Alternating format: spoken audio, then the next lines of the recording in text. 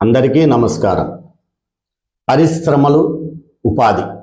పరిశ్రమల వల్ల ఉపాధి లభిస్తుంది. ఎందుకు?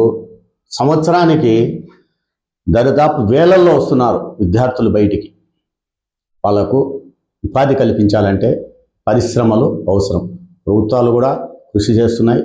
ఆ పరిశ్రమలు వచ్చినప్పుడు ఒక ఉదాహరణకు ఎక్స్ కంపెనీ 10,000 మందికి ఉపాధి కల్పిస్తే, వై కంపెనీ 20,000 మందికి ఉపాధి కల్పిస్తే, జెడ్ కంపెనీ 30,000 మందికి ఉపాధి కల్పిస్తే, ఆ 10,000, 20,000, 30,000 వరకే అనే దృష్టిలో పెట్టుకోకుండా, అంటే 10,000 జనాభా, 10,000 ఉన్నటువంటి కంపెనీలో ఎంప్లాయీస్కి ఆ సరౌండింగ్ కంపెనీ చుట్టూ 1,00,000 మంది బతుకుతారు.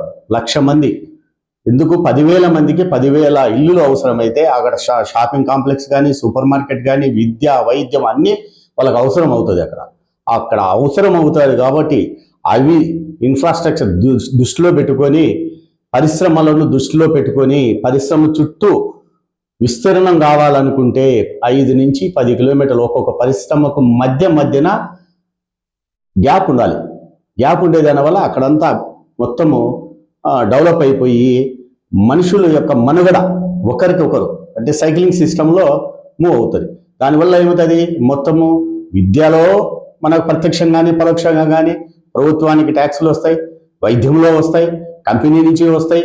అదేవిధంగా రియల్ ఎస్టేట్ కూడా అక్కడ అభివృద్ధి చెందుతుంది. రియల్ ఎస్టేట్ వల్ల మనకు స్టాంప్ డ్యూటీ కూడా వస్తుంది. స్టాంప్ డ్యూటీ వస్తుంది, అన్ని విధాలుగా వస్తుంది. కాబట్టి అది దృష్టిలో పెట్టుకొని ముందుకు పోవాలని కోరుకుంటున్నాను. ఇట్లు బోనంశెట్టి వెంకటేశ్వర ప్రసాద్.